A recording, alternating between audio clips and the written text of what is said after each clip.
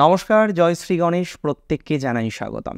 আলোচনা করছি শনির বক্রগতি নিয়ে। আর শনির বক্রগতি আর মকর রাশি জাতক জাতিকাদের শনির এই বক্রগতি কেমন প্রভাব বিস্তার করতে পারে অবশ্যই আমরা জানবো, আমরা জানার চেষ্টা করব। এবং রাশাধিপতি শনি হওয়ার কারণে তার গতি প্রকৃতি যে মকরের ক্ষেত্রে বিভিন্ন রকমভাবে প্রভাব বিস্তার করবে, এ বিষয় নিয়ে কিন্তু আমি কোনো ডাউট বা সন্দেহ কোনোটাই রাখছি না।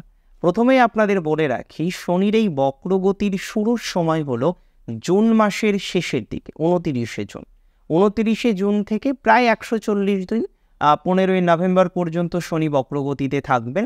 এবং এই সময়কালটাকেও আমরা দুটো ভাগে ভাগ করতে পারি, কারণ 3 অক্টোবর পর্যন্ত শনি অবস্থান করবেন পূর্ব ভাদ্রপদ নক্ষত্রে। 3 অক্টোবরের পরে শনির অবস্থান থাকবে কিন্তু শতভিষা নক্ষত্রে। এই বক্রগতির একটি বিশেষ বৈশিষ্ট্য এটা বলা যেতে পারে যে রাশি পরিবর্তন হচ্ছে না, নক্ষত্র পরিবর্তন হবে, যদিও তারই ইফেক্ট কম নয়। কারণ শনির যে কোনো পরিবর্তন, সেটি সাধারণ একটা সঞ্চার হোক, রাশি পরিবর্তন হোক, নক্ষত্র পরিবর্তন হোক, তার গতির বিভিন্ন রকম পরিবর্তন হোক না কেন, তার প্রভাব কিন্তু মানব জীবনে অনেক বেশি আসে। কারণ আপনারা জানেন, যা কিছু প্রাপ্তি তার অভিব্যক্তি সাধারণত আসে স্থূল বস্তু বা স্থূল বিষয়বস্তুর মধ্যে দিয়ে। তাহলে এই যে স্থূল জগৎ, তার যে বিভিন্ন রকম বিষয়বস্তু, তার উপরে যার একনায়কতন্ত্র থাকে, তিনি হচ্ছেন শনি। যে কারণে আমরা দেখি শনির প্রভাব আমাদের প্রত্যেকের জীবনে কম বেশি একটু বেশি মাত্রায় থাকে। যাই হোক, এখন প্রশ্ন হলো মকর কতটা প্রভাব পাবেন, কোন কোন ক্ষেত্রে প্রভাব পাবেন, ভালো পাবেন না খারাপ পাবেন। বক্রগতি মানেই যে খারাপ, এটা কিন্তু একেবারে একটা ভুল ধারণা। আপনারা আগে জানতেন যে নিচস্থ মানেই নেগেটিভ নয়, তুঙ্গস্থ মানেই পজিটিভ নয়, তেমনি বক্রগতি মানেই যে নেগেটিভ, সেটিও কিন্তু একেবারে নয়। শনির বক্রগতি শনির এই জাতক জাতিকাদের ক্ষেত্রে অনেক কিছুই দিয়ে যাবে, আবার অনেক ক্ষেত্রে সমস্যাও তৈরি করতে পারে। প্রথমেই আমরা আসি হেলথের ক্ষেত্রে। দেখুন, দ্বিতীয়ভাবে বক্রগতিতে যাওয়ার পর স্যাটার্নের ইনক্লিনেশন থাকবে লগ্নে। স্বাস্থ্য সংক্রান্ত কয়েকটি বিষয় স্পেসিফিক কিছু প্রবলেম আসতে পারে, যার মধ্যে হেয়ার বা স্কিন রিলেটেড কিছু সমস্যা, কোনো অস্থি অর্থাৎ বোন রিলেটেড কিছু প্রবলেমের জায়গা তৈরি হওয়ার মতো অবকাশ। তার সাথে সাথে আমরা কিন্তু দেখতে পারি যে কোনো রকমের সমস্যা যেটা স্নায়ু বা নার্ভ এর সাথে রিলেটেড। এবং এক্ষেত্রে যেটা হতে পারে, ডক্টর দেখিয়েছিলেন আগে, ডক্টরবাবু আপনাকে বলেছিলেন যে এই বিশেষ চিকিৎসা পদ্ধতিকে অনুসরণ করতে, সেটা আপনি তখন করে উঠতে পারেননি। সে জ্ঞাত কারণ হোক অজ্ঞাত কারণ হোক, যে কারণেই করে উঠতে পারেননি, এই জায়গাগুলো এখন হয়তো করতে পারবেন, যার কারণে আপনার একটা রিকভারির সম্ভাবনা কিন্তু বাড়বে। যে আপনার স্বাস্থ্য সংক্রান্ত বিষয় নিয়ে যে যে জটিলতাগুলো আছে, যে যে সমস্যাগুলো আছে, এই সমস্যা বা সেই জটিলতাগুলো থেকে অনেকটাই যে পজিটিভ একটা আউটকাম আপনি পেতে চলেছেন, সেই বিষয় নিয়ে কোনো সন্দেহ রাখছি না, বা কোনো সন্দেহের অবকাশ কিন্তু থাকার কথা নয়। প্রশ্ন হলো, যারা বাতের ব্যথা, বিভিন্ন রকম গেটে ব্যথা ইত্যাদি ইত্যাদিতে কষ্ট পান, অনেক সিনিয়র সিটিজেন আছেন, তাদের একটাই প্রবলেম হলো ব্যথা, বেড রিডেন হয়ে গেছেন ব্যথার জন্য, তাদের ক্ষেত্রেও কিন্তু এই সময়কাল কিছুটা পজিটিভ দিকে যেতে পারে। আমি মনে করি আপনাদের ক্ষেত্রে কিন্তু পজিটিভ দিকেই আসতে পারে। এখন প্রশ্ন হলো, আর কি সমস্যা বাড়তে পারে যেটা কমবে? দাঁতের সমস্যা বৃদ্ধিপ্রাপ্ত হলেও কিছুটা কমতে পারে। শনির বক্রগতিতে যাওয়া আপনাদের ফাইন্যান্সিয়াল ক্ষেত্রে কিন্তু অনেক রকম প্রভাব বিস্তার করবে। যারা গভর্নমেন্ট প্রজেক্টের সাথে কানেক্টেড, কোনো একটা বিল জমা দিয়েছে, অ্যান্ড ইউ আর এক্সপেক্টিং সেই বিলের যে অর্থটা হয় সেটা আপনি পেয়ে যাবেন, কিন্তু এখনও পর্যন্ত হয়তো সেই অর্থটা আপনি পাননি। 1.5 বছর, 2 বছর, 6 মাস, 5 মাস ধরে ঘুরছেন যে কবে সেই অর্থটা পাওয়া যেতে পারে, আদতেও পাবো কিনা। দেখুন, অর্থ অবশ্যই পাবেন। যাদের পেন্ডিং টাকা পয়সা আছে, 30শে জুন থেকে 15ই নভেম্বরের মধ্যেই পাবেন। খুব বেশি সম্ভাবনা রয়েছে অক্টোবর মাসে গিয়ে পাওয়া।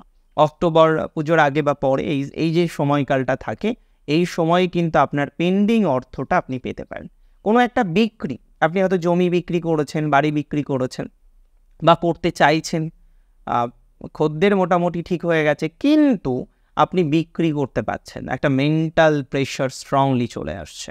এই সমস্ত বিষয়বস্তুর ক্ষেত্রে আমরা কিন্তু একটা পজিটিভ ভাইবস পাবো যদি আপনার রাশিটি নিশ্চিতভাবেই হয়ে থাকে মকর রাশি। মকর রাশির আর্থিক জায়গাটা কিন্তু কিছু ব্যাকআপ পাবে, কোনো একটা সুযোগ আসবে যেটা হয়তো আপনি পাচ্ছিলেন না, কোনো একটা অসুবিধা ছিল সেটা থেকে বেরিয়ে আসতে চাইছেন, এই ধরনের ক্ষেত্রে সুযোগ আসার সম্ভাবনাটা কিন্তু অনেকটাই বৃদ্ধিপ্রাপ্ত হবে মকর রাশির। অর্থাৎ আর্থিক জায়গা, না পাওয়া টাকা, বাকি টাকা, ধারের টাকা, এই বিষয়গুলো ক্ষেত্রে আমি আশাবাদী। কোন সময়ে আশাবাদী? 29 জুনের পর থেকে 15 নভেম্বরের মধ্যবর্তী যে সময়কালটা, সেই সময়কালের মধ্যে যেখানে অর্থনৈতিক বিকাশ ঘটতে পারে, অর্থনৈতিক দিক থেকে পজিটিভিটির জায়গা আসতে পারে, এবং চিরবাস্তব কিন্তু এটাই যে আপনাদের আর্থিক প্রবলেম কিছুটা হলেও মিটবে। কোনো একটা লোনের আপনি চেষ্টা করছেন, লোন স্যাংশন হয় না, ম্যানেজার বলছে কোনো প্রবলেম নেই, হয়ে যাবে। যিনি আপনার লোনটা করার জন্য আপনাকে হেল্প করছে তারও একই রকম অভিব্যক্তি, কিন্তু লোন আপনি আর পাচ্ছেন না, কি জ্বালা। এই সমস্ত বিষয়েও কিন্তু আমি অ্যাকচুয়ালি আশাবাদী যে আপনার লোন মকুব হওয়ার মতো অবস্থা তৈরি হতে পারে, আপনার সমস্যা থেকে আপনি বেরিয়ে আসতে পারবেন। যে যে জটিলতাগুলো আপনার রয়েছে সেই জটিলতাগুলোকে দমিয়ে আপনার অর্থনৈতিক বৃদ্ধি এবং লোনের দিক থেকে কিছুটা সহজ হওয়ার মতো অবস্থা সেটা কিন্তু তৈরি হবে। নো ডাউট তৈরি হওয়ার অপরচুনিটি আছে, নো ডাউট তৈরি হওয়ার সুযোগ আপনাদের থাকছে, কোনো ডাউট আমি কিন্তু প্রকাশ করছি না। তবে হ্যাঁ, পরিবার বৃদ্ধি নিয়ে অনেক ডাউট আছে। যাদের পরিবার বৃদ্ধি নিয়ে নানা রকমের সমস্যা হচ্ছে, বুঝতে পাচ্ছেন যে এখানে জটিলতা বা সমস্যার জায়গা আছে, বুঝতে পাচ্ছেন যে বারবার পরিকল্পনা করছেন কিন্তু কোনো একটা কারণে সেই জায়গাটা সাকসেস হচ্ছে না, একটা মানসিক টেনশন আসছে যার কারণে, এই সমস্ত বিষয়বস্তুর ক্ষেত্রে অনেকটাই পজিটিভিটির মাত্রা কিন্তু থাকবে যদি আপনার রাশিটি নিশ্চিতভাবেই হয়ে থাকে কী রাশি? মকর রাশি। মকর রাশির পরিবার বৃদ্ধির সম্ভাবনা রয়েছে, অবশ্যই মেডিকেল অ্যাসিস্ট্যান্স নিয়ে, এটা বলার অপেক্ষা রাখে না। এবং অনেকেই ভাবছেন বয়স বেড়ে যাচ্ছে আর কি হবে, 35 হয়ে গেল, 38 হয়ে গেল। দেখুন, আপনারা হয়তো জানেন যে আধুনিক চিকিৎসা ব্যবস্থা এতটাই সাপোর্টিভ, 44-45 গিয়েও সম্ভব, সেখানে 38 বা 35 অনেকটাই কম। আরেকটা কথা আপনাদের আমি বলে রাখি, যাদের সন্তানের সাথে সম্পর্কের জায়গাটা এখন ভালো নয়, কার্যত সন্তানের সাথে বিভিন্ন রকমের সমস্যার মধ্যে পড়তে হচ্ছে, আপনি বারবার চাইছেন যে যাতে সন্তানের সাথে সম্পর্কটা আরও মজবুত হয়, কিন্তু সেই সন্তানের সাথে সম্পর্কটা আপনার কিন্তু মজবুত হচ্ছে না। আপনি যদি আমায় প্রশ্ন করেন যে সন্তানের সাথে সম্পর্কটা মজবুত হবে কি হবে না, এক কথাই উত্তর, তাহলে আমি কিন্তু আপনাকে এক কথাই উত্তর দেব, মজবুত হবে। কিন্তু এখানে একটা কিন্তু পরন্তু রেখে দিতে হবে, যদি আপনার বার্থ চার্ট পারমিট করে। কারণ জীবনচক্রের সমস্ত বিষয় শুধুমাত্র সঞ্চার বা গোচরের উপরে নির্ভরশীল নয়, we have to be more specific, আমাদের আরও বেশি নির্দিষ্টকরণ করার প্রয়োজনীয়তা থাকছে। কারণ মকর রাশির যেমন এক ধরনের জাতক জাতিকা নয়, হাজার হাজার ধরনের জাতক জাতিকারা, না সবাই সেম জায়গা থেকে বিলং করেন, না সবার কালক্রমিক বয়স এক, না সবার বাসস্থান এক, না সবার কর্মজীবন এডুকেশনাল লাইফ এক।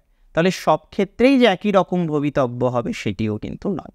তার জন্য আমাদের স্পেসিফিক হতে হবে, বার্থ চার্ট দেখতে হবে এবং প্রয়োজন অনুসারে আমাদের ডিভিশনাল চার্টগুলোকে নজর দিতে হবে। আচ্ছা, এবার আমরা চলে আসি আরও বেশি স্পেসিফিক হওয়ার জন্য, এবং এবার আমাদের আলোচনা হবে আপনাদের চতুর্থে। প্রশ্ন হতে পারে কেন চতুর্থে নিয়ে আলোচনা করছেন? 4th হাউসে কী থাকবে? স্যাটার্নের দৃষ্টি আছে, 4th-এ স্যাটার্নের দৃষ্টি আছে। স্যাটার্নের দৃষ্টি আমরা পাবো আপনাদের অষ্টমভাবে এবং তৎসহ আপনাদের একাদশভাবে। বাড়ি তৈরি নিয়ে সমস্যা হচ্ছে অনেকের, গৃহগত সমস্যা, বাস্তুগত প্রবলেম ঠিক করার চেষ্টা করেন, হয় না, পলিটিক্যাল কিছু প্রেশারের জায়গাও আপনার ইদানিং চলে এসেছে। এই সমস্ত বিষয়কে যারা ম্যানেজ করতে চান, এই সমস্ত বিষয়কে যারা নিয়ন্ত্রণ করতে চান বা চাইছেন, আমি বলে দিই তাদের ক্ষেত্রে নিয়ন্ত্রণ করার মতো অবকাশ আসছে।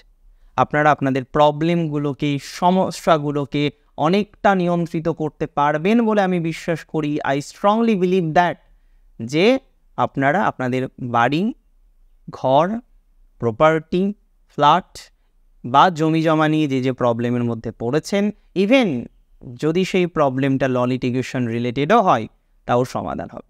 আমি জাস্ট অবাক হয়ে যাই, কিছু কিছু জাতক জাতিকা তারা অনেক বেশি শিক্ষিত, অনেক বেশি ভালো কর্মজীবনে আছেন, এমন কিছু ট্রানজাকশন করে ফেলেন, এমন কিছু দেনা পাওনা করে ফেলেন, মানে সেখানে গিয়ে তারা পরবর্তীকালে সমস্যায় পড়ছেন। তারা প্রমোটারকে টাকা দিয়েছেন বিশ্বাস করে কয়েক লক্ষ টাকা, সেটা হয়তো 30, কেউ 40, কেউ 50, কেউ 20, কেউ 10, একটা ফ্ল্যাট নেওয়ার জন্য। প্রমোটার সেই ফ্ল্যাট 5 বছর ধরে রোজ তাকে হ্যান্ডওভার করছে। তো বেসিক্যালি এই ধরনের সমস্যাগুলো যাদের আছে, একটু আশার আলো হয়তো দেখেছেন বাই কোর্ট অর্ডার বা কোনো মানুষের সহায়তায়, আমি মনে করি তাদের ক্ষেত্রে কিন্তু পজিটিভিটির জায়গাটা নিশ্চিতভাবেই থাকবে। মায়ের স্বাস্থ্য উন্নতির একটু জায়গা হতে পারে, যদিও এখন অনেকেরই মায়ের ক্ষেত্রে হেলথ প্রবলেম চলছে, যেটা নিয়ে ডেফিনেটলি সবাই কনসার্ন। আর আমাদের প্রত্যেকের একটা বড় উইকনেস এবং স্ট্রেংথ পয়েন্ট হচ্ছে আমাদের মা। মায়ের স্বাস্থ্য সমস্যা হলে না, তখন আর মাথায় অন্য কিছু আসে না বা অন্য কিছু কাজ করতে চায় না। যাই হোক, আমি স্ট্রংলি মনে করি যাদের বর্তমানে এই সমস্যাগুলো ফিল করতে হচ্ছে, গুরুজনের স্বাস্থ্যহানি বা ইত্যাদি ইত্যাদি বিষয়ের মধ্যে দিয়ে কন্টিনিউ করছেন, তাদের ক্ষেত্রে কিন্তু পজিটিভিটির মাত্রাটা নিশ্চিতভাবেই বৃদ্ধিপ্রাপ্ত হবে। মকর রাশির জাতক জাতিকাদের এডুকেশনাল জায়গাতেও আমি মনে করি ধনাত্মক। এমনিতেও আপনারা জানেন যে 12ই জুলাই পর্যন্ত আপনাদের এডুকেশনাল জায়গাটা একটু বেটার আছে, অ্যাচিভ করা প্রাপ্তি এই জায়গাগুলো হতে পারে। যদিও সর্বভারতীয় এমন কিছু পরীক্ষা যেখানে এমন কিছু সমস্যা এসেছে, আপনার পুরো পরিকল্পনাটাই হয়তো বাদ যেতে পারে, তথাপিও আমি খুব আশাবাদী যে আপনাদের এডুকেশনাল জায়গাটা যে প্রবলেম এখনও পর্যন্ত আপনারা ফিল করছেন বা ফেস করছেন, সেই জায়গাগুলোও কিন্তু সংশোধন করা যাবে, আপনি এগিয়ে যেতে পারবেন।